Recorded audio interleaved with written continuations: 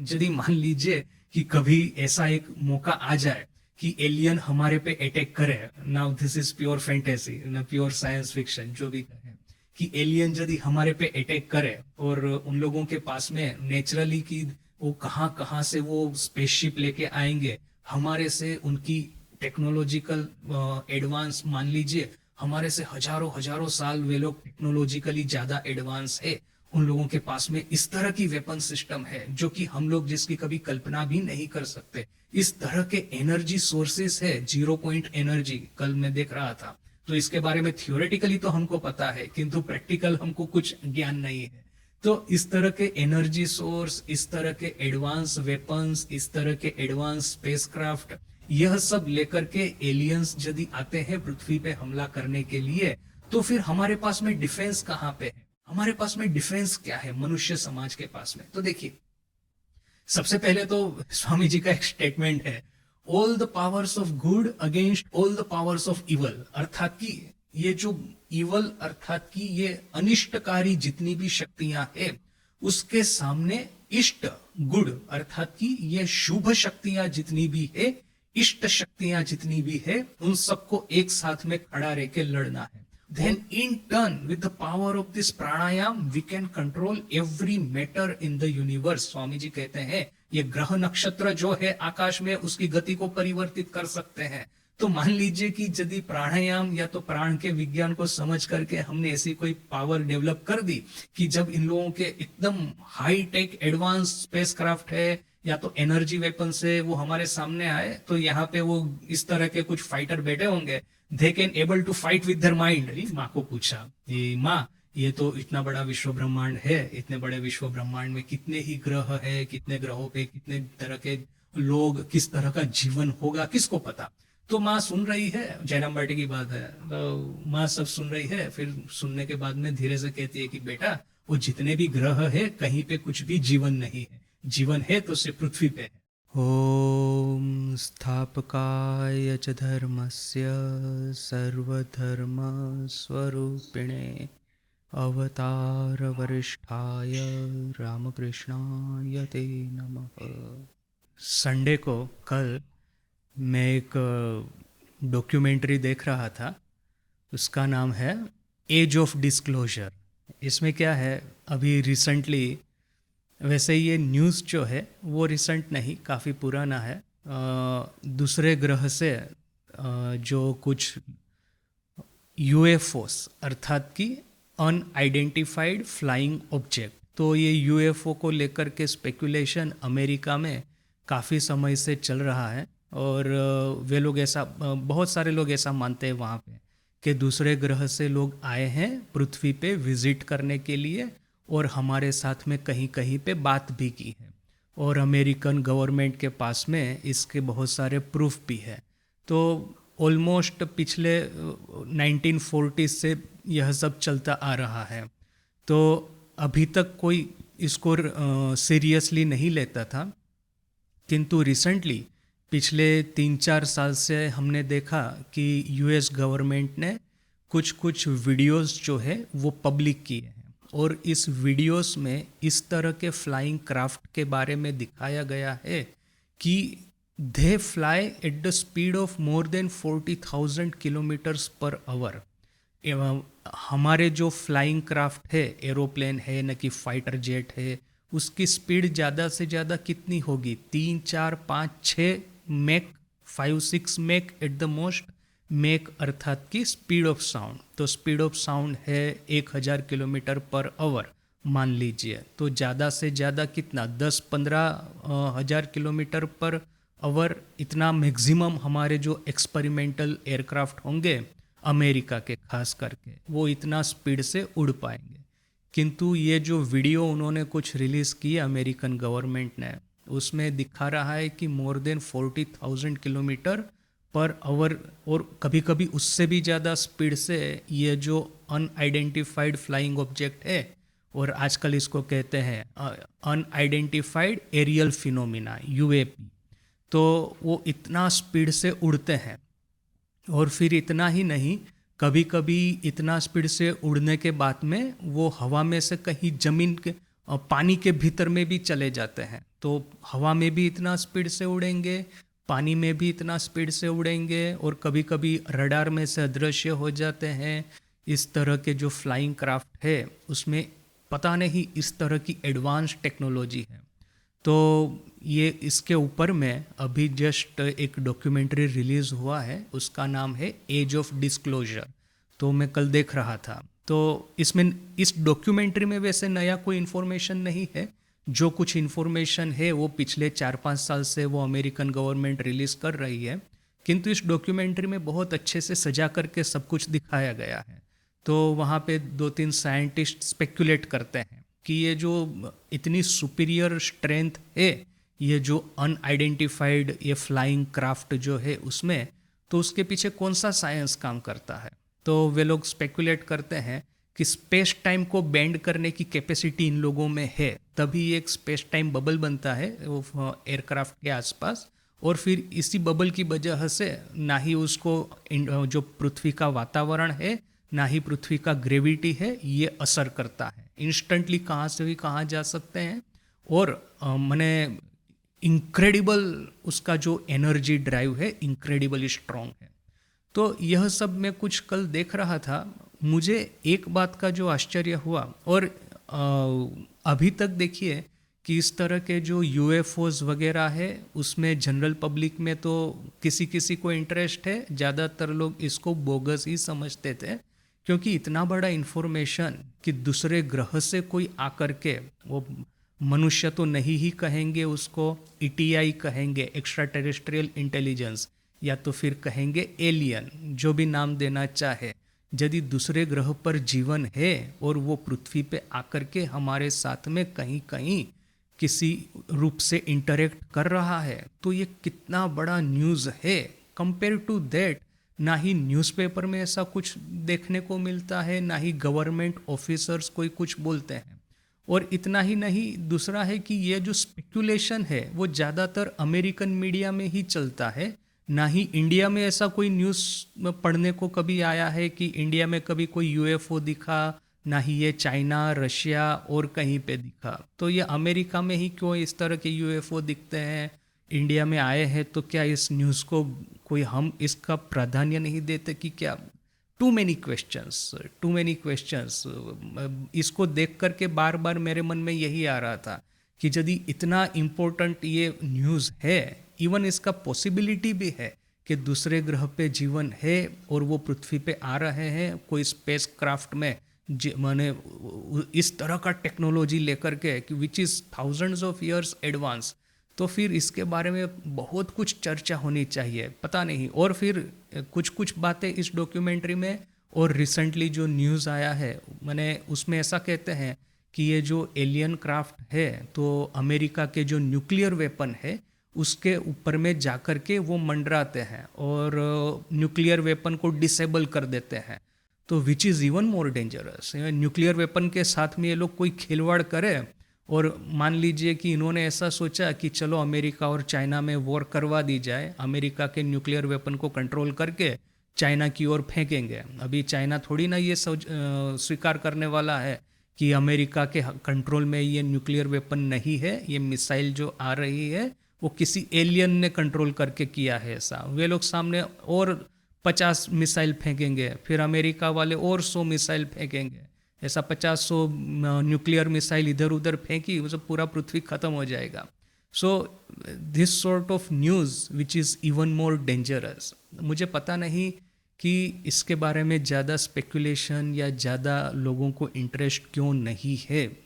यदि इसमें थोड़ा सा भी सत्य है, और इस डॉक्यूमेंट्री में तो मार्को रूबियो जो कि आज अमेरिका का सेक्रेटरी ऑफ स्टेट है और एनएसए है, नेशनल सिक्योरिटी एडवाइज़र, यानी कि ये तो बड़ा प्रेस्टिजियस और गवर्नमेंट ऑथोरिटेटिव पोस्ट है, वो खुद बोलता है कि इस तरह की पॉसिबिलिटीज़ है और इस तरह के प्रूफ भी है।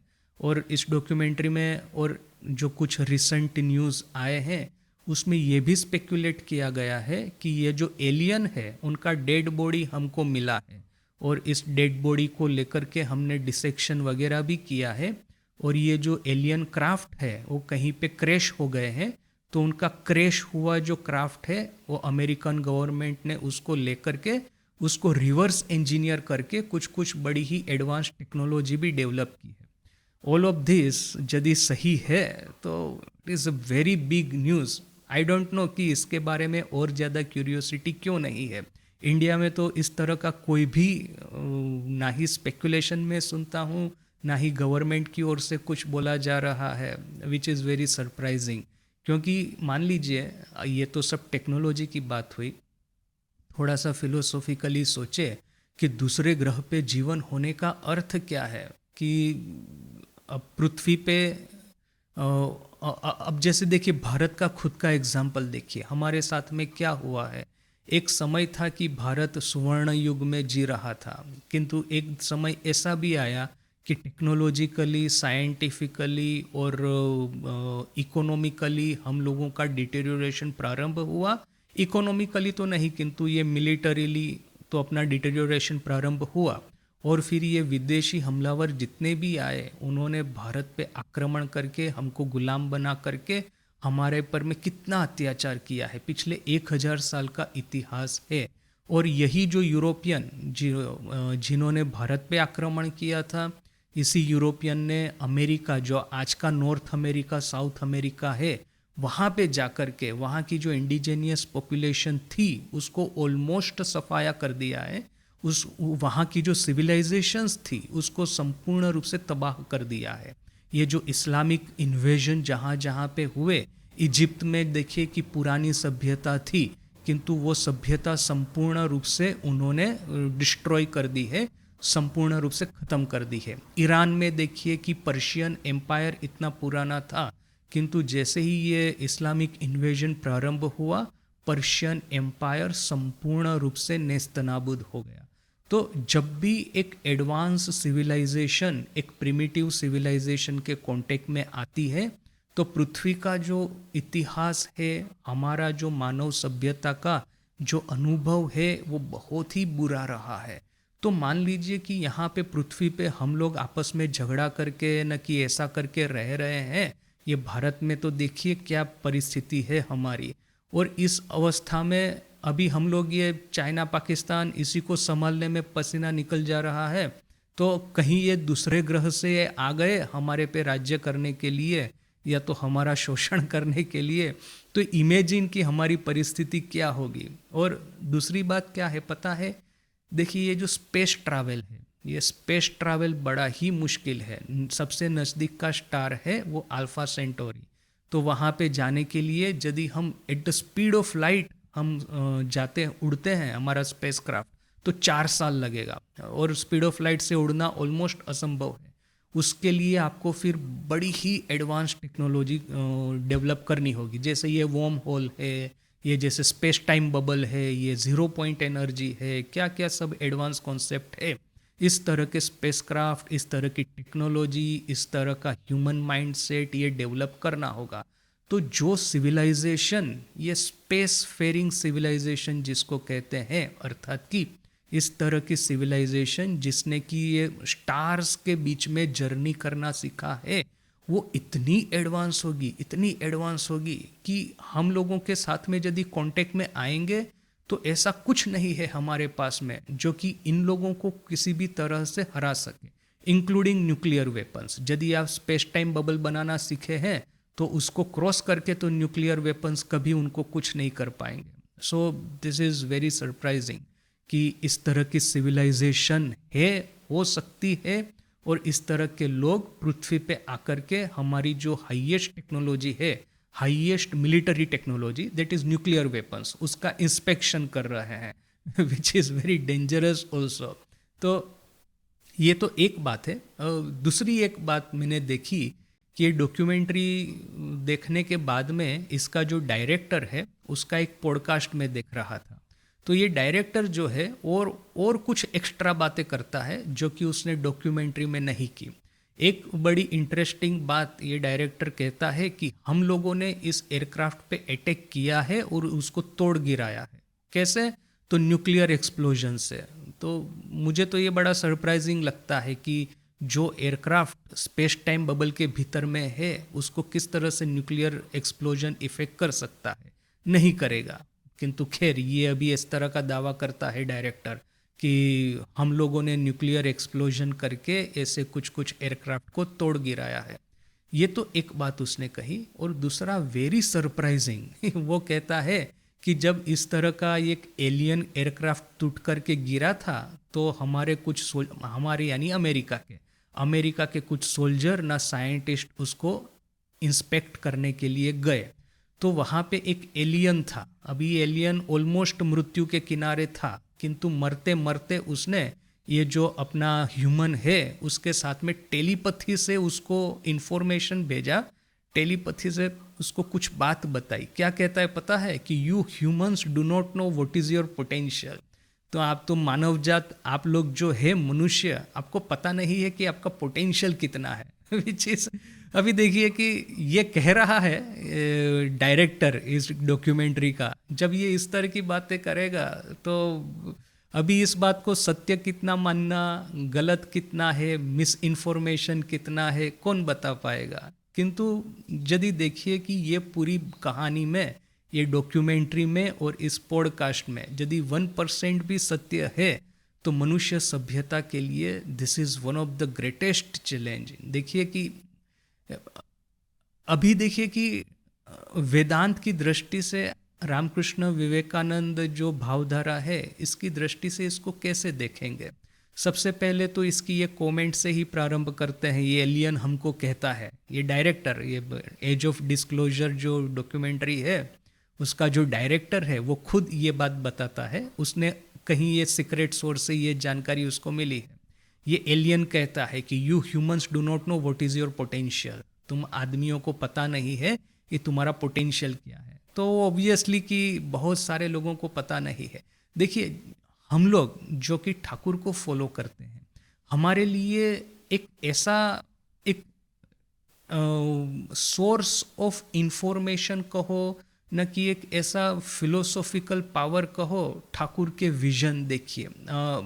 अभी हमारा जो नॉर्मल इंफॉर्मेशन गैदर करने का या एक जनरल क्रिएटिविटी का जो माध्यम है वो है अपना ब्रेन या तो फिर अपना कॉन्शियसनेस। अभी ये कॉन्शियसनेस है itself lies with in the bubble of space time, right. ये जो अपने चारों ओर जो स्पेस टाइम रूपी ये जो 4 डायमेंशनल ये है, क्या कहेंगे, मीडियम, उसी के भीतर में रह करके ही तो अपना कॉन्शियसनेस कार्य करता है। किंतु वेदांत की दृष्टि से देखें तो हमारे पास में ये पोटेंशियल अवश्य है कि we can transcend this bubble of space time and we can learn about things which lie beyond our normal perception range. अपनी इंद्रियों की जो जहाँ तक दौड़ जाती है। अभी देखिए हमारे जो टेलीस्कोप है, ये टेलीस्कोप ज़्यादा से ज़्यादा कितना दूर देख पाते हैं। सबसे दूर का तारा हमने देखा है, तारा तो नहीं कहेंगे उसको, वो गैलेक्सी, प्रोटो गैलेक्सी जिसको कहते हैं, सबसे दूर की प्रोटो गैलेक्सी देखिए। आई थिंक हमने 13 की इतना बिलियन लाइट ईयर इतना दूर है।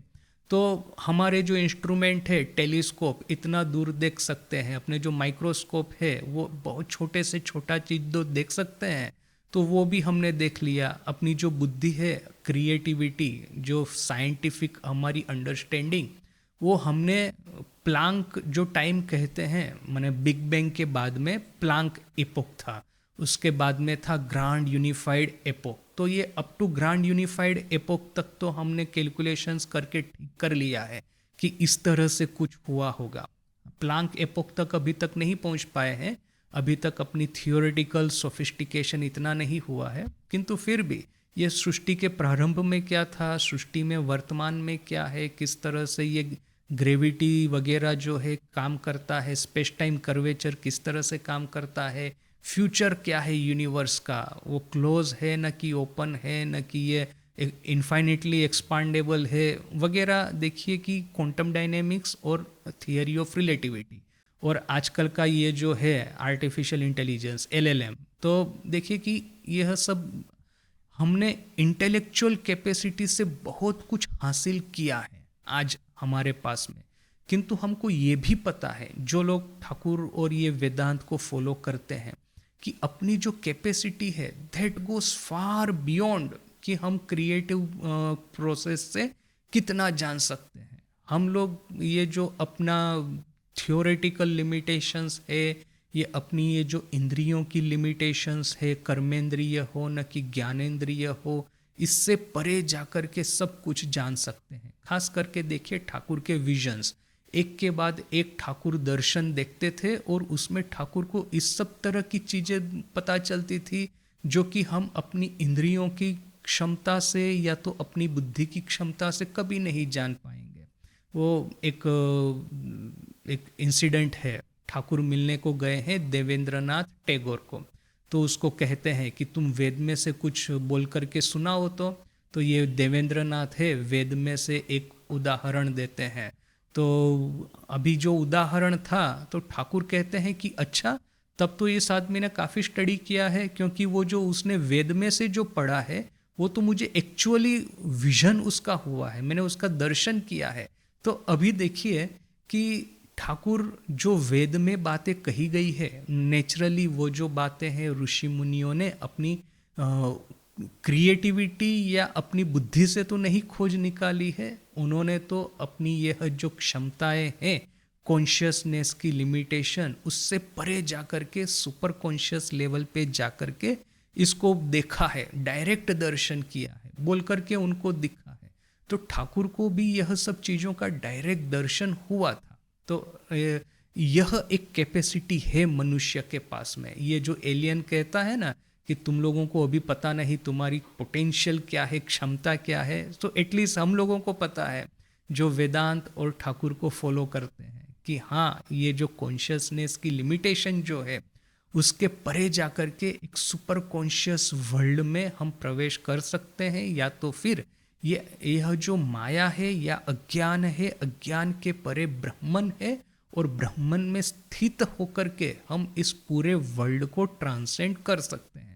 सो that super power we have got. यदि मान लीजिए कि कभी ऐसा एक मौका आ जाए कि एलियन हमारे पे अटैक करे, now this is pure fantasy ना प्योर साइंस फिक्शन, जो भी कहें, कि एलियन यदि हमारे पे अटैक करे और उन लोगों के पास में नेचुरली कि वो कहाँ कहाँ से वो स्पेसशिप लेके आएंगे, हमारे से उनकी टेक्नोलॉजिकल एडवांस, मान लीजिए हमारे से हजारों हजारों साल वे लोग टेक्नोलॉजिकली ज़्यादा एडवांस है, उन लोगों के पास में इस तरह की वेपन सिस्टम है जो कि हम लोग जिसकी कभी कल्पना भी नहीं कर सकते, इस तरह के एनर्जी सोर्सेस है, 0 पॉइंट एनर्जी, कल मैं देख रहा था। तो इसके बारे में थियोरेटिकली तो हमको पता है, किंतु प्रैक्टिकल हमको कुछ ज्ञान नहीं है। तो इस तरह के एनर्जी सोर्स, इस तरह के एडवांस वेपन्स, इस तरह के एडवांस स्पेसक्राफ्ट, यह सब लेकर के एलियंस यदि आते हैं पृथ्वी पे हमला करने के लिए, तो फिर हमारे पास में डिफेंस कहाँ पे है? वही होगा जो कि भारत के साथ में हुआ जब ये हमारे राजा लोग थे, वो हाथी पे चढ़ के युद्ध करते थे। तो कहीं ये लोग अरेबिया से न कि अफगानिस्तान से ये लोग कैनन न बंदूक वगैरह लेके आए, और जैसे ही बंदूक फोड़ा तो ऐसा जोर से आवाज हुआ कि ये हाथी जो है वो ऐसा उल्टा घूम करके, मैंने हाथी तो बेचारे डर गए, तो ऐसा दौड़धाम चालू कर दिया कि अपने ही सैनिकों को अपने पैरों के नीचे कुचड़ दिया। तो इस तरह से हम लोग ये छोटी मोटी बंदूक लेकर के न कि न्यूक्लियर वेपन लेकर के लड़ने को जाएंगे, वे लोग इतना 1000 टाइम्स टेक्नोलॉजिकल एडवांस इस तरह के वेपन्स, एयरक्राफ्ट लेके लड़ने को आएंगे। So what is our defence? हमारे पास में डिफेंस क्या है मनुष्य समाज के पास में? तो देखिए, सबसे पहले तो स्वामी जी का एक स्टेटमेंट है, all the powers of good against all the powers of evil, अर्थात कि ये जो इवल अर्थात कि ये अनिष्टकारी जितनी भी शक्तियां हैं उसके सामने इष्ट गुड अर्थात कि ये शुभ शक्तियां जितनी भी है, इष्ट शक्तियां जितनी भी है, उन सबको एक साथ में खड़ा रह के लड़ना है। All the powers of good against all the powers of evil, ये स्वामी जी का स्टेटमेंट है। So if it is possible कि मनुष्य समाज आज पृथ्वी पे ये जो देश वगैरह में बंटा हुआ है, ये चाइना है, न कि ये रशिया है, न ये यूक्रेन है, न ये इजराइल है, ये जो सब आपस में लड़ते रहते हैं, तो हमारा जो आपसी वैर है वो हम भूल जाए, क्योंकि वही भारत के साथ में वही हुआ था ना, डिवाइड एंड रूल। ये ब्रिटिश लोग एक राजा को कहते हैं कि दूसरे राजा को हराने में हेल्प करो, हम तुमको फिर तुम्ही को राजा बना देंगे। तो उसको अपने पक्ष में लेके उसके साथ में युद्ध किया, आखिर में वो जीत गए और फिर जिस राजा ने सहाय की उसको भी मार दिया। तो देखिए कि ये डिवाइड एंड रूल भारत में बहुत हुआ है। If we can learn from this, ये एलियन आ जाते हैं पृथ्वी पे और कहेंगे अमेरिका को कि ये चाइना को हराने में हेल्प करेंगे, फिर तुम लोग पूरी पृथ्वी पे राज करोगे। ये अमेरिकन मूर्ख लोग यदि ये बात मान ली है और एलियन के साथ में मिल गए तो फिर देखिए कि ये चाइना को जीतने के बाद में ये एलियन जो है ये अमेरिका को भी साफ कर देंगे। उनको क्या पड़ी है किसी को राजा बनाने की। तो मान लीजिए कि ये इतिहास से हम कुछ सीखें और सब एक साथ में इकट्ठा होकर के खड़े रहे।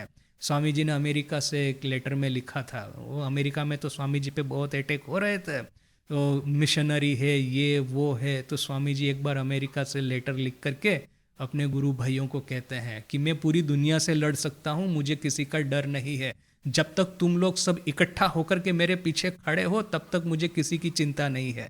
तो वैसे ही ये इकट्ठा होकर लड़ना, this all the powers of good against all the powers of evil, which is very important.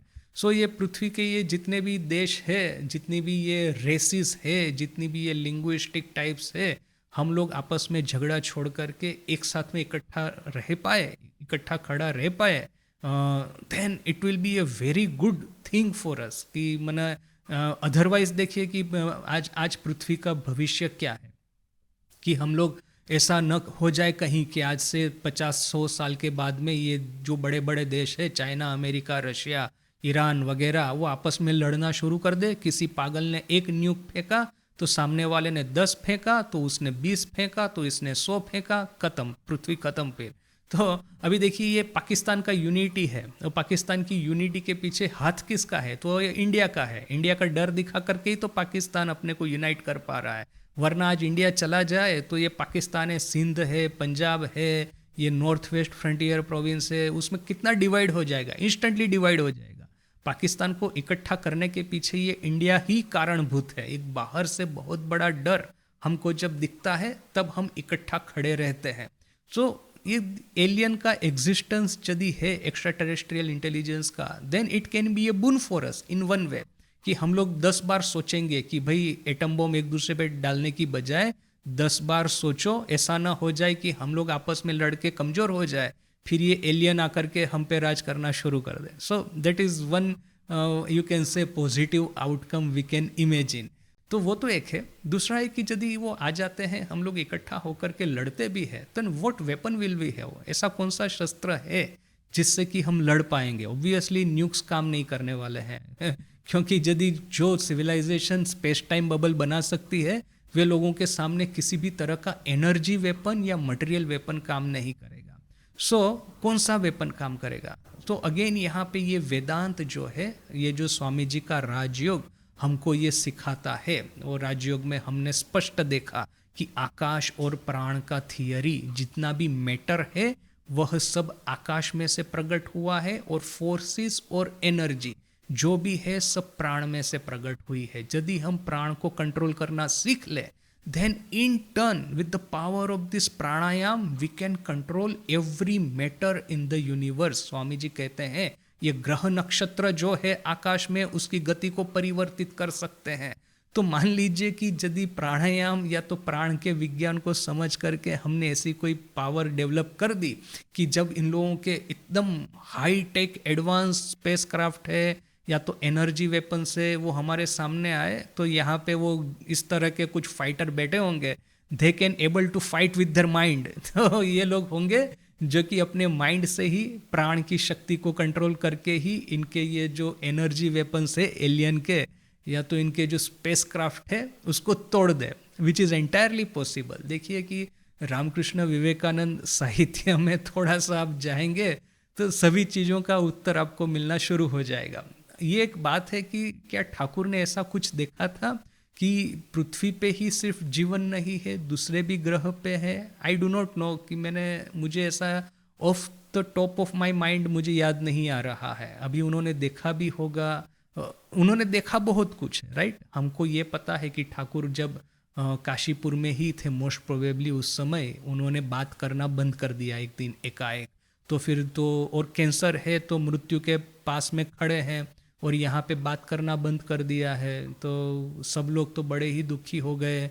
माँ ठाकुर के कमरे में आकर के रो रही है। फिर बहुत देर के बाद में ठाकुर ने अपना मौन तोड़ा और मौन भंग करने के बाद में कहते हैं कि देखो, मैं एक ऐसे देश में गया था, वहाँ पे सब गोरे गोरे लोग हैं और वे लोग और वहाँ पे मुझे मेरी पूजा हो रही है।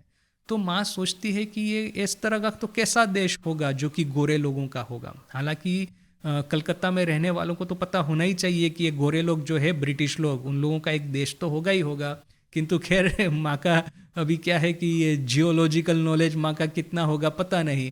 किंतु माँ खुद कहती है कि ये जब निवेदिता जब माँ के पास में आई, निवेदिता फिर मिसिस ओलीबुल, जोसेफाइन मैकलाउड, माँ कहती है कि तब मुझे पता चला कि अच्छा ये लोग ठाकुर को इतनी भक्ति करते हैं। तो ठाकुर ने वो जो कहा था कि मैं एक ऐसे देश में गया हूँ जहाँ पे सब गोरे लोग रहते हैं और मेरी इतनी भक्ति करते हैं, तो वो बात अभी सत्य लगी कि हाँ ठाकुर क्या बोलना चाहते थे, अभी मुझे पता चला।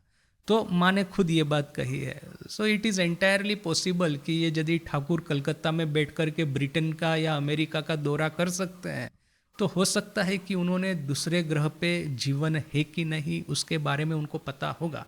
क्योंकि अल्टीमेटली देखिए, यह दूसरा एक बहुत इम्पोर्टेंट बात यहाँ पे क्या है पता है, फिजिकल टेक्नोलॉजी जहाँ तक बात है, फिजिक्स की जहाँ तक बात है, वो मटेरियल साइंस जो है वो जिस तरह से पूरे विश्व ब्रह्मांड में सिमिलर है, वो एलियन ऐसा नहीं है कि दूसरे तरह के फिजिक्स पे काम करते हैं। बात वही है कि उन लोगों के पास में जो साइंस है बड़ा ही एडवांस है, किंतु साइंस वही तो है ना जो कि हमारे पास में है। हम लोग भी साइंस को एडवांस, आज से 100 साल पहले देखिए कि घोड़ा गाड़ी पे लोग चलते थे, आज हमारे पास में स्पेस क्राफ्ट है। इवन भारत भी आज मंगल पे एक स्पेसशिप भेज रहा है। तो 100 साल में ही देखिए कि हम लोगों ने कितना एडवांसमेंट किया है, और 100-200 साल में हम और कितना एडवांसमेंट करेंगे किसको पता। आज से 5 साल पहले कोई ऐसा कहेगा कि एआई जो है वो डेवलप हो जाएगा और पृथ्वी के ज़्यादातर लोग एआई को यूज़ करते होंगे, तो हम तो इस बात पे हंसना ही शुरू कर देते हैं ना। किंतु आज देखिए कि विद इन 5 ईयर हम लोग कहाँ से कहाँ पहुँच गए हैं एआई के फील्ड में। तो ऐसा हो सकता है, एंटायरली पॉसिबल कि आज से 100 साल के बाद में, 50 साल के बाद में, आज के जो एलियंस के पास में टेक्नोलॉजी है वो हमारे पास में आ जाए। सो जिस तरह से फिजिक्स जो है वो यूनिवर्सल है, तो वेदांत भी तो यूनिवर्सल है। अभी वेदांत क्या कहता है देखिए कि यहाँ पे है ब्रह्मन, फिर ब्रह्मन में माया का आवरण होने से ये सगुण ब्रह्मन या तो फिर ईश्वर का प्रागट्य हुआ, फिर ईश्वर में से ही ये सृष्टि का जो प्रारंभ होता है। हम लोग जो है, हमारे भीतर में जो आत्मन है वो व्यष्टि अज्ञान में से प्रकट हुई है, और ईश्वर जो है वो समष्टि अज्ञान का आवरण होने से प्रकट हुए हैं। तो हमारे भीतर का जो व्यष्टि अज्ञान है उसको भी हम तोड़ करके आत्म साक्षात्कार कर सकते हैं, और इतना ही नहीं, ये समष्टि अज्ञान से प्रकट हुए जो ईश्वर है, ईश्वर के साथ में वार्तालाप भी कर सकते हैं।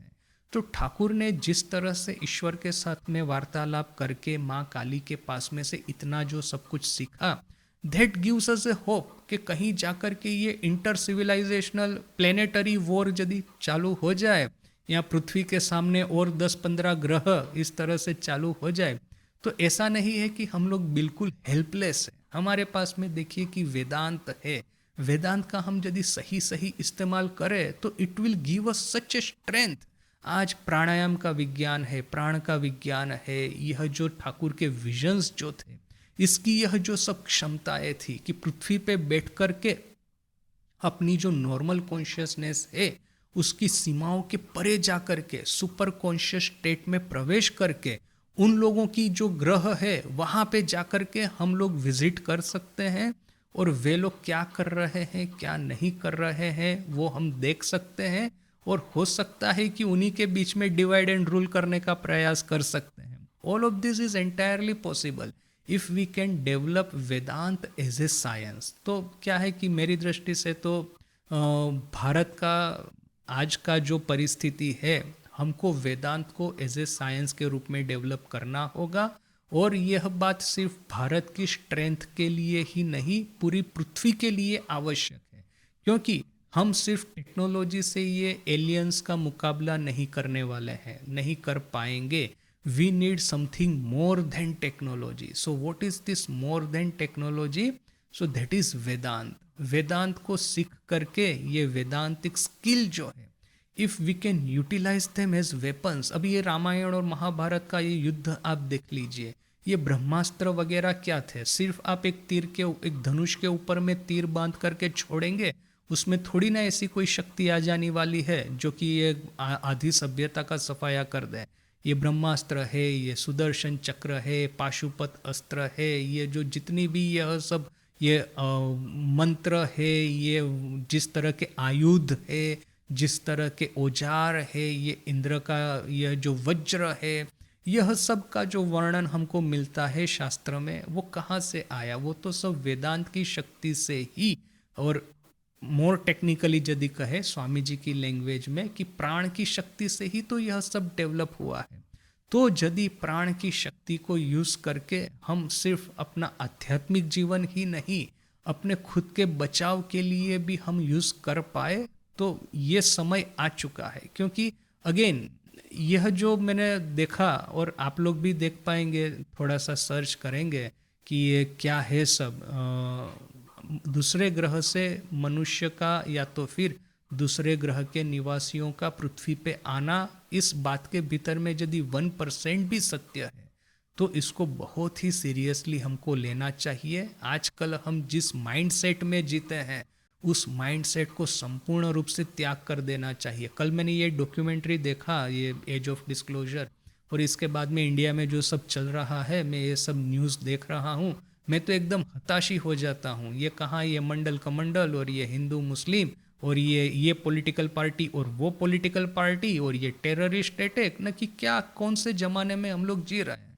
यदि मैंने ये उस समय भी ऐसा ही हुआ था, मैंने जो भारत पे जब विदेशी आक्रमण चालू हुए थे, हम भी लोग ये नात जात की ये जो उसमें ऐसा फंसे हुए थे. स्वामी जी कहते हैं ना कि ये दाएं हाथ से ये पानी पीना है, ना कि बाएं हाथ से ये सर के ऊपर में तिलक लगा रहे हैं, वो सीधा करके लगाना है कि टेढ़ा करके लगाना है. ये जो शंख चक्र गदा पद्म, पद्म चक्र शंख गदा, स्वामी जी कहते हैं, ऐसा ही करते रहे हैं हम लोग. और इसी में ये विदेशी आक्रमणकारी है, हम पे आक्रमण करके, हमको गुलाम बना करके हमारा शोषण कर रहे हैं. और शोषण होने के बाद में भी हम लोगों को अकल नहीं आती. ये पता नहीं ये भारतीय लोगों का क्या डीएनए है कि 1000 साल की गुलामी के बाद में भी हम लोगों को ये अकल नहीं आती कि यह सब चीज़ों को ट्रांसेंड करके नेशनल रिजुवेनेशन जो है, भारतीय जो शक्ति है, उसको कहाँ से कहाँ ले जाना है. किंतु ऐसा नहीं करके हमेशा हमेशा से हमारी यही एक प्रॉब्लम कि आपस में झगड़ो, आपस में लड़ो, आपस में एक दूसरे को काटो. स्वामी जी कहते हैं ना, वही मजुमदार अमेरिका गए तो देखा कि ये पहले तो ये मजुमदार था ब्राह्मो समाज का, उसने तो पहले तो सोचा अच्छा ठीक है, ये कलकत्ता का लड़का है, थोड़ा बहुत पहचान वाला है, तो ठीक है, आया है तो आया है. किंतु जैसे ही स्वामी जी को सफलता मिली, फिर यही मजुमदार स्वामी जी की निंदा करने के लिए चालू कर दिया. ये जो हम इस सप्ताह जो देखेंगे स्वामी जी का my plan of campaign, lecture from Colombo to Almora में से, देखिए स्वामी जी ने प्रारंभ में ही कहा, ये जितनी भी रिफॉर्म सोसाइटी वाले हैं, ये थियोलॉजिकल सोसाइटी वाले हैं, ये ब्राह्मो समाज का ये मजुमदार है, इन लोगों ने क्या किया है, प्रत्येक क्षण, प्रत्येक फुट स्टेप पे मेरे रास्ते में उन्होंने विघ्न खड़ा करने के अलावा और कुछ नहीं किया है. ना ही मुझे हेल्प की है, हेल्प तो नहीं ही की, बस मेरे रास्ते पे विघ्न खड़ा किया है. तो यह जो अपना माइंडसेट है कि अपना एक भाई अच्छा कर रहा है, ईर्ष्या, स्वामी जी कहते हैं कि भारत का एक जो बहुत बड़ा प्रॉब्लम वो है ईर्ष्या. आज कोई भी कुछ भी अच्छा कर रहा है तो उसको तोड़ने के लिए, उसकी निंदा करने के लिए, उसका चरित्र हनन करने के लिए सब लोग होके तैयार हो जाएंगे. क्यों? क्योंकि वो हमसे आगे निकल जाएगा तो फिर हम लोगों का क्या होगा. वो माने यह जो इनसिक्योरिटी है, जेलसी है, यह सब हम लोगों के डीएनए में इतना डीपली चला गया है. तो अब सोच के देखिए कि ये सिर्फ ये इस्लामिक अटैक, ना कि ये ईस्ट इंडिया कंपनी का अटैक, उसमें ही हमको इतना सहन करना पड़ा, तो ये दूसरे ग्रह से ये जो आ जाएंगे लोग, जो कि मनुष्य भी नहीं है, मनुष्य के भीतर में तो क्या है ना, फिर भी थोड़ा बहुत सिंपैथी होता है. ऐसे कितने ही सारे इस्लामिक संत है, ऐसे कितने ही सारे सहृदय ब्रिटिशर्स है जो कि हमारे मित्र थे. स्वामी जी ने खुद ने कहा है ना कि मैं जब कलकत्ता में था, मैं भारत में जब तक था, ये ब्रिटिश लोगों के सामने मैं देख भी नहीं पाता था, इतना द्वेष था मेरा इन लोगों के ऊपर में। किंतु जिस क्षण मैंने ब्रिटेन की मुलाकात ली, लंदन जाकर के ब्रिटिशरों से मिला उनके खुद के घर में, तो इन लोगों के प्रति मेरा रिस्पेक्ट और बढ़ गया है। क्यों? क्योंकि ये बड़ा ही हार्ड वर्किंग प्रजा है और आपस में डिबेट तो करते हैं, किंतु एक बार जब ठीक किया कि एक काम को सब लोग साथ में मिलके करेंगे और ये हमारा लीडर रहेगा, तो फिर बिना किसी क्वेश्चन के ये लीडर को ओबे करेंगे। तो यह जो सब टीम वर्क और लीडरशिप डेवलप करने की उनकी कैपेसिटी है, ऑनेस्टी है इन लोगों में, ये जो साहस है, करेज है, ये सब चीज़ों को देख के मैं कितना प्रभावित हो गया हूँ। यह बात स्वामी जी इसी ब्रिटिशरों के बारे में कहते हैं। तो देखिए कि ये मुस्लिम थे न कि ये ईस्ट इंडिया कंपनी वाले थे तो मनुष्य ही थे, तो इंसान ही हमारे साथ में यदि हमारा शोषण भी किया है तो हमारे साथ में मित्रता भी की है। हमको एक तरह से हमारे से छीना है तो दूसरे हाथ से दिया भी है। किंतु ये जो एलियन है जिसके साथ में हमारा कहीं पे किसी भी तरह का कोई भी एक कल्चरल, लिंग्विस्टिक, ह्यूमनिस्टिक कॉन्टेक्ट नहीं रहने वाला है, वे लोग यदि शोषण करेंगे तो हमको पूरा खत्म ही कर देंगे। ये जो समय है, आज हम जिस क्रॉस रोड पे खड़े हैं, मुझे ऐसा लग रहा है कि we should forget all this, अपना जो छोटा मोटा झगड़ा वगैरह है, और सिर्फ भारत ही क्यों, दुनिया के जितने भी देश है सबको अभी इकट्ठा होकर के अपने ये जो छोटे मोटे झगड़े हैं उसको भूल करके हम सबको एक साथ में कुछ ना कुछ डेवलप करना होगा, यदि ये बात सच है। क्योंकि इवन 1% भी ये सब चीज़ों में सच होगा तो भी देखिए कि हमारे सामने कितना बड़ा खतरा है। आज वो हमारी न्यूक्लियर साइट पे आकर के, हमारी अर्थात कि अमेरिका की ये तो अमेरिका की न्यूक्लियर साइट पे खड़े रह करके ये एलियन है, वो उनके न्यूक्लियर वेपन है, उसको वो कंट्रोल कर सकते हैं, तो ये लोग और क्या नहीं कर सकते। तो दैट इज़, भविष्य को हमको सोचना होगा यदि इस बात में थोड़ा सा भी दम है तो ये सब मैं कल सोच रहा था कि कहाँ, देखिए कि ये अनंत आकाश है, ब्रह्मांड है, इस ब्रह्मांड में कितनी पॉसिबिलिटीज़ है, इतना सब कुछ है जिसके की बारे में अभी तक हम लोगों ने कुछ सोचा ही नहीं है। ये जो दिन प्रतिदिन के झगड़े, ये दिन प्रतिदिन के हमारे द्वेष, ईर्ष्या, ये सब जो है उसी को लेके हम लोग बैठे हुए हैं। यदि हम लोगों के पास में एक विजन नहीं होगा ना, तो सही में कि सभ्यता को आगे बढ़ाना मुश्किल है।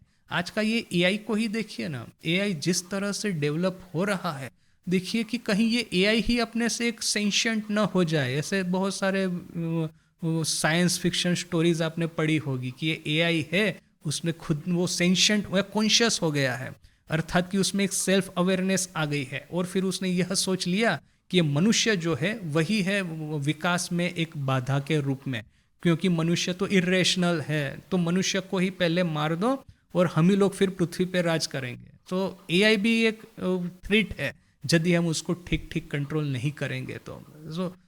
और भी देखिए कि मॉडर्न जो सब इनोवेशंस, डेवलपमेंट हो रहा है, जेनेटिक साइंस है, ये जेनेटिक मॉडिफिकेशन जो है, which are so dangerous and so exciting also. कोई भी टेक्नोलॉजी है, इसका सदुपयोग भी कर सकते हैं, दुरुपयोग भी कर सकते हैं। अभी जेनेटिक टेक्नोलॉजी, आपने एक बार समझ लिया कि ये जीन है, आंखों का कलर बदल सकता है, तो मुझे इस तरह का बच्चा चाहिए जिसकी आंखों का कलर ब्लू हो, तो मैंने डॉक्टर को जाके कहा कि ये मेरा डीएनए है, तो ये डीएनए में से इस तरह के मॉडिफिकेशन कर दो कि ब्लू आई बच्चा मुझे मिले। तो अभी तक तो यहाँ तक तो पहुँचे हैं।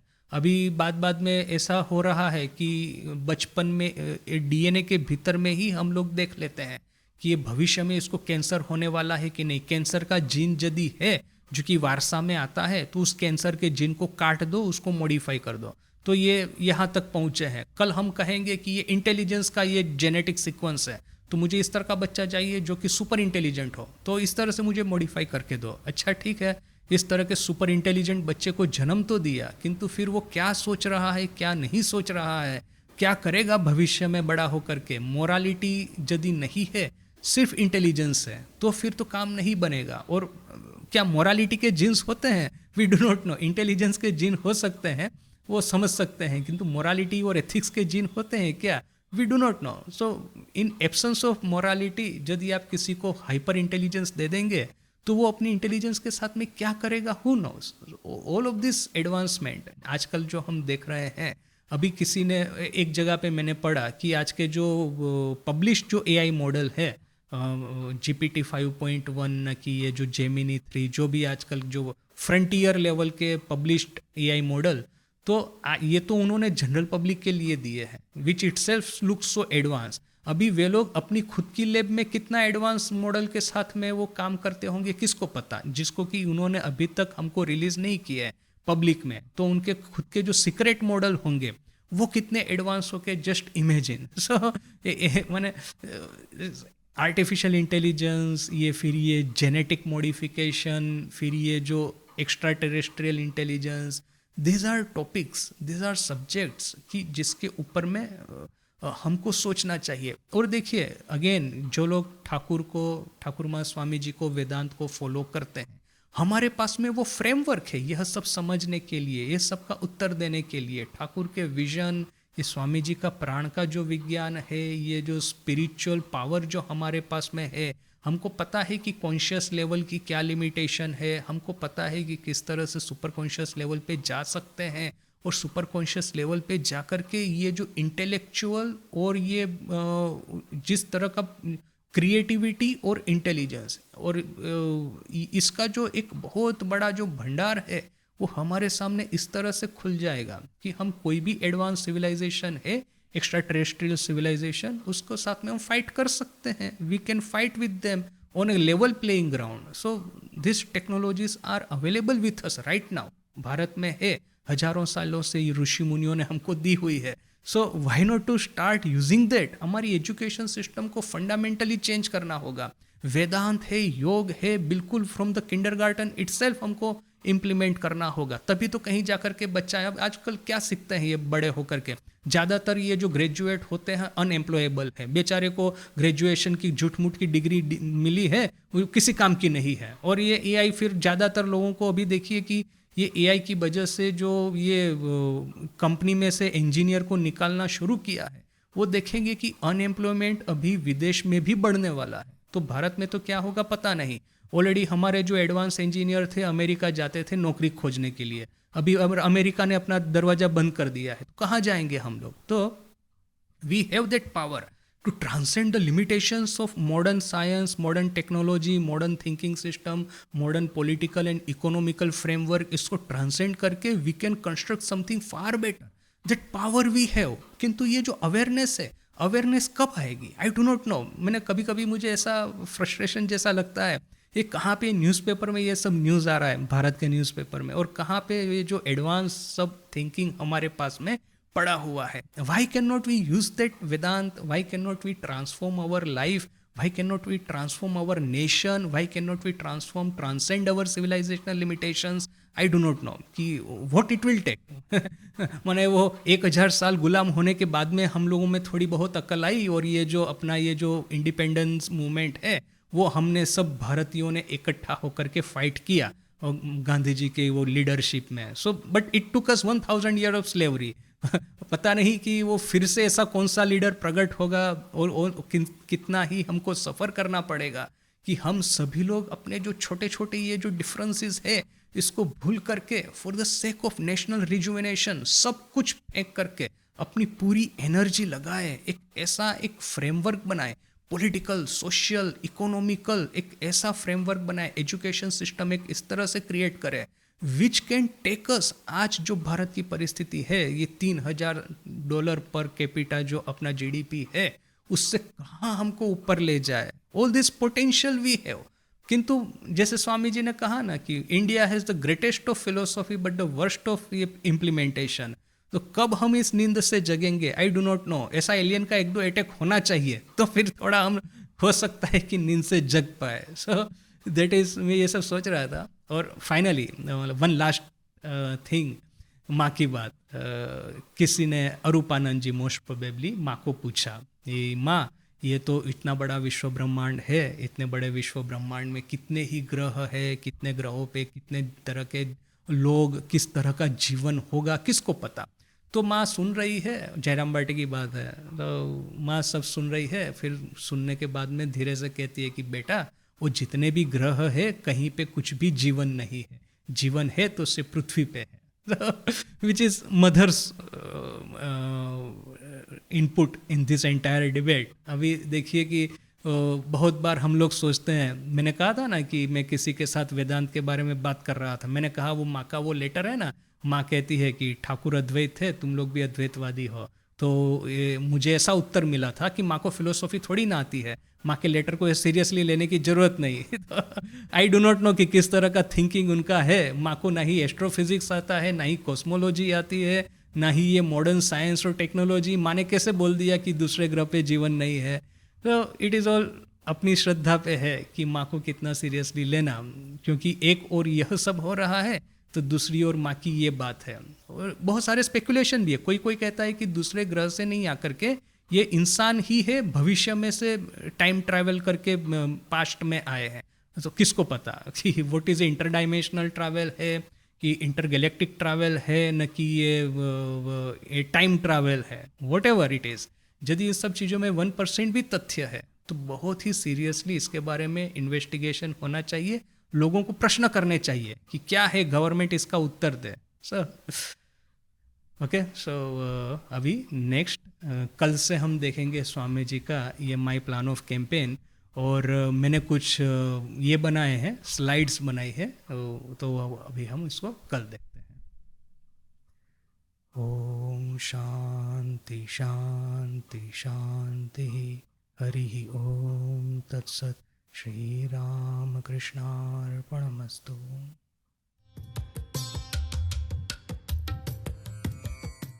एक्चुअली क्या है पता है, मैंने जब ये डॉक्यूमेंट्री देख रहा था ना, तो अभी देखिए ये न्यूज़ तो काफ़ी समय से चल रहा है, वो जो टिकटॉक वीडियो वगैरह जो है ये काफ़ी समय से चल रहे हैं, तो थोड़ा बहुत तो हम सबको पता ही होगा जो लोग न्यूज़ देखते हैं। प्रॉब्लम क्या हुआ पता है, और ये डॉक्यूमेंट्री अच्छे से उन्होंने बनाया है, वो सभी ऑथेंटिक सोर्सेज को लिया है, अमेरिकन गवर्नमेंट में जितने भी ये सेनेटर, ये सेक्रेटरी ऑफ स्टेट वगैरह के इंटरव्यू वगैरह, सो बहुत ही ऑथेंटिक लगता है। किंतु जब मैंने इसका डायरेक्टर का पॉडकास्ट देखा, और ये फिर डायरेक्टर ये कह रहा है कि मैंने ऐसा सुना कि ये लोग हमारे से टेलीपैथी से बात करते हैं और ऐसा कहते हैं तुम लोगों का बहुत पोटेंशियल है, फिर मुझे सडनली डाउट होने लगा। मैंने कहा यार ये कहाँ से आ गए।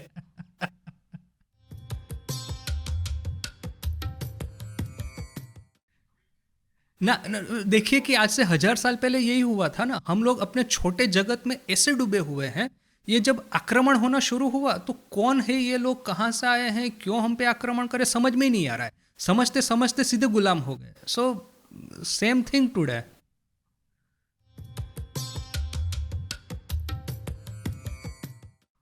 किसी ने मुझे बताया था कि हम लोग जानबूझ करके पाप करते हैं, मतलब बेंगोली एक लड़के के साथ में मेरी बात हो रही थी, हमारा जानता पापी, अर्थात कि वो पता है कि पाप कर रहा है, मैंने पता है कि ये वेदांत है और ऐसा जीवन जीना चाहिए, किंतु ऐसा नहीं करके दूसरी डायरेक्शन में जा रहा है। जो पता ही नहीं है तो हम बड़े खुशी से रहते हैं, क्योंकि करना वही है, भौतिक जगत में ही रहना है। अभी जो पता है ना, वो अननेसेसरी गिल्ट फीलिंग खड़ा करता है। ना ही हम भीतर में जा सकते हैं, ना ही बाहर में जा सकते हैं। वो जैसा आपने कहा ना कि गले में एक घंटी का पत्थर की तरह ये वेदांत बना हुआ है हम लोगों के, ज्ञान पापी। अच्छा, सो ये क्या है कि गले में घंटी के पत्थर की तरह ये बन गया है हमारा। So in that way you are right. किंतु देखिए, जहाँ तक ये बात को ले कि वेदांत का प्रैक्टिकल एप्लीकेशन रिसेंटली कहाँ देखने को मिलता है, तो ये यहाँ पे नेचुरली की डिसअपॉइंटमेंट ही है सो फार। किंतु थियोरेटिकली यदि ले, इमेजिन के स्ट्रेंथ क्या है, व्हाट इज स्ट्रेंथ। आज यदि हम जिसको कहते हैं कि ये से अमेरिका है which is more powerful than Pakistan for example, कहाँ पे कोई कंपैरिजन ही नहीं है। पाकिस्तान की पॉपुलेशन और अमेरिका की पॉपुलेशन वो ऑलमोस्ट इक्वल है, जहाँ तक नेचुरल रिसोर्सेज जाएंगे वो भी ऑलमोस्ट इक्वल होगा। ये पंचनद का देश है पाकिस्तान, तो वो तो ऐसा नहीं है कि इन लोगों के पास में रिसोर्सेज की कमी है। किंतु अमेरिका का डेवलपमेंट देखिए, पाकिस्तान का देखिए। What is strength, what is the definition of strength. तो दो स्ट्रेंथ होती है, एक तो है कि नेशनल यूनिटी। जब तक नेशनल यूनिटी नहीं होती वो देश किसी काम का नहीं है। तो पाकिस्तान और अमेरिका में डिफरेंस यही है कि अमेरिका में एक नेशनल यूनिटी है, पाकिस्तान में नहीं है। सो विच इज सबसे ग्लेरिंग एक दिखाई देता है। दूसरा है कि क्रिएटिविटी। आज कोई भी स्ट्रेंथ है, टेक्नोलॉजिकल स्ट्रेंथ, उसके पीछे में आपको क्रिएटिविटी चाहिए, एक इंटेलेक्चुअल पावर चाहिए। तो अमेरिका में जिस तरह से number of Nobel prize winners है, आज आई थिंक 150 के आसपास है। पाकिस्तान में एक ही नोबेल प्राइज विनर है और उसको भी उन्होंने ऐसे नॉन मुस्लिम अहमदिया, वो अब्दुल सलीम, तो वो अहमदिया है, तो अहमदिया को तो ये लोग मुस्लिम गिनते नहीं है, तो उसको भी डिस्क्रेडिट करके रखा है। So this are the two strength. एक तो है कि आपकी क्रिएटिविटी की स्ट्रेंथ होनी चाहिए, जो कि आपको ये रिलेटिविटी है, क्वांटम डायनेमिक्स है, न कि ये क्वांटम ड्राइव है, ये एलएलएम है, यह सब डेवलप करने में हेल्प करे, which is the most fundamental condition. दूसरा है कि नेशनल यूनिटी होनी चाहिए। तो देखिए कि वेदांत हमारे पास में क्लियर रोड मैप देता है। We can increase our creativity 1000 times, इसमें कोई प्रश्न ही नहीं है, यदि वेदांतिक मेडिटेशन टेक्निक को फॉलो करें। वो तो एक हो गया। दूसरा कि कम्युनिटी लाइफ, देखिए कि अगेन भारत में अब वेदांतिक बाकी सब सिस्टम को नहीं ले, सिर्फ ठाकुर माँ स्वामी जी को ले, तो आप देखिए कि माँ का जो लाइफ है, it gives us a clear road map to live a very healthy, very united community life. So that solutions are there. माने वेदांतिक solutions are not only inward looking, they are also there for outward looking. Problem हमारे साथ में वही है ना कि practical वेदांत, स्वामी जी के जो 4 लेक्चर है प्रैक्टिकल वेदांत के, क्यों देने पड़े उनको? क्योंकि हम सभी लोग यही समझते हैं Vedanta is sort of a retiring philosophy, but it is not like that. That is your misunderstanding of Vedanta. हाँ, स्वामी जी ने जो स्पष्ट रूप से कहा ना कि वन के वेदांत को किसान के खेत में लेके आओ, ये जो गृहिणी है उसके किचन में लेके आओ, स्टूडेंट का क्लासरूम है वहाँ पे लेके आओ, जो वेदांत को हमने मेहनत करके जंगल में फेंका है उसको वापस लेके आओ। सो मेक वेदांत प्रैक्टिकल। तो अगेन जैसे हमने देखा कि हमारे हाथ में डिसअपॉइंटमेंट के अलावा ज़्यादा कुछ नहीं है फिलहाल तो, बट एटलीस्ट थियोरेटिकल पॉसिबिलिटीज थे। That is what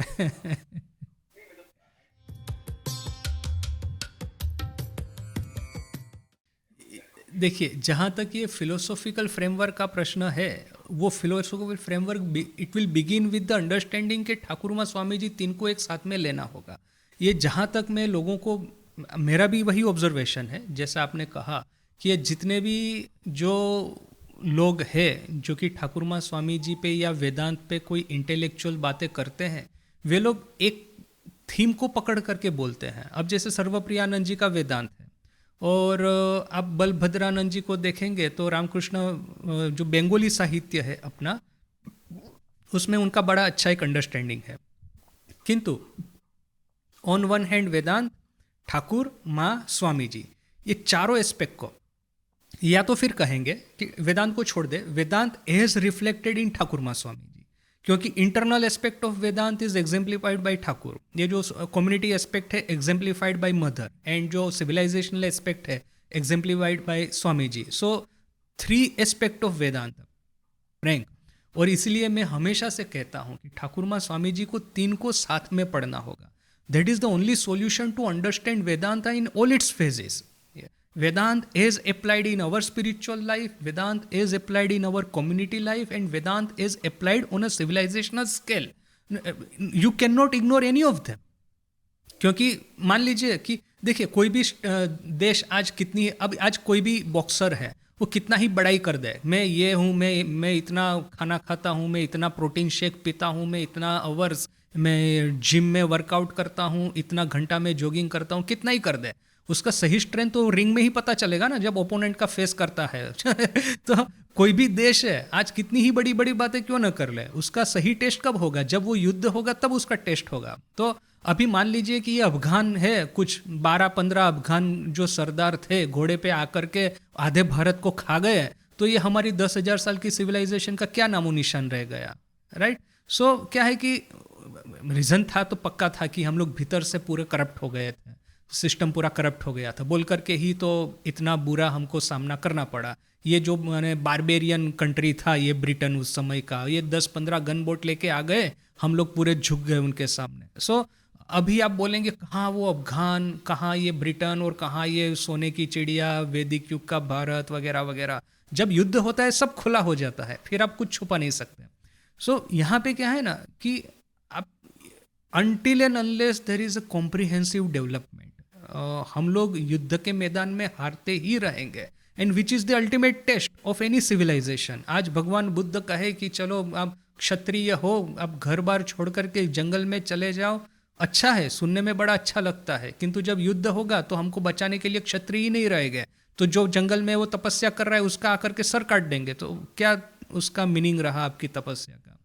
so this comprehensive development framework is given to us by Thakur Mahaswami जी।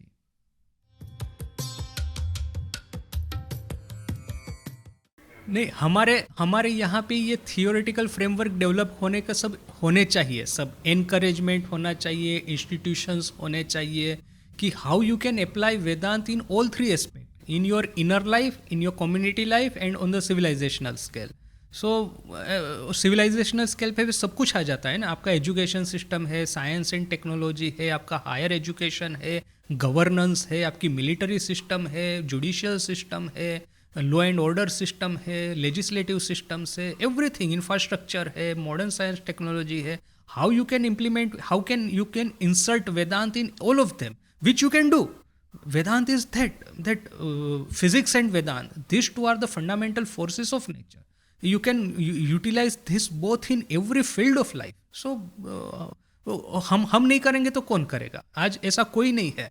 जो लोग वेदांत के बारे में बात करते हैं वो सब इनवर्ड हो जाते हैं। तो वेदांत को एक्सटर्नल लाइफ में एप्लीकेशन करना कॉन्सेप्ट स्वामी जी ने ही दिया है, और स्वामी जी के ही फॉलोवर है जो कि वेदांत को एक्सटर्नल सिविलाइजेशनल स्केल पे अप्लाई करने का एटलीस्ट उनको पता है कि होना चाहिए। सो हम लोग नहीं करेंगे ये framework develop, who will do that? अब जैसे देखिए, मैं एक एग्जांपल देता हूँ। मैं कुछ समय विवेकानंद केंद्र में रहा था, वहाँ कन्याकुमारी में। तो उन लोगों का माइंडसेट मैंने समझने का प्रयास किया। उन लोगों का बड़ा क्लियर है कि देखो, ये जिसको ट्रेडिशनल वेदांत है, ठाकुर है, माँ है, उनको भूल जाओ, स्वामी जी का ये पेट्रियोटिज्म है वो ले लो। मैंने कहा कि आप ठाकुर को छोड़ करके स्वामी जी की कल्पना कैसे कर सकते हैं? और ये उस समय की बात है जबकि मैं तो बिल्कुल नया था इस पूरे फील्ड में, मैंने यहाँ पे आने के पहले की बात है। उस समय से मुझे पता था कि ठाकुर को छोड़ के आप स्वामी जी को कैसे ले सकते हैं। तो ये जितने भी ऑर्गेनाइजेशन है भारत में जो कि तथाकथित स्वामी जी के नाम पे काम करते हैं, उन लोगों का एक बहुत बड़ा एक ब्लाइंड साइड है, ठाकुर को छोड़ के स्वामी जी को लेना है, वरना फिर वही गड़बड़ में चले जाओगे। अरे भाई ठाकुर को छोड़ के स्वामी जी हो ही नहीं सकते। ना, मैंने ऐसे लोगों से बात किया है जो कि बड़ा वेदांती है। तो मैं उनके साथ में बात कर रहा था एक दिन, मैंने कहा माँ ने ऐसा कहा है। तो मुझे पूछते हैं कौन माँ? मैंने कहा वो वही मंदिर में बैठी है। और कौन सी माँ? क्या मैं अपनी माँ की बात कर रहा हूँ क्या? तो वो पूछना पड़ा कौन सी माँ?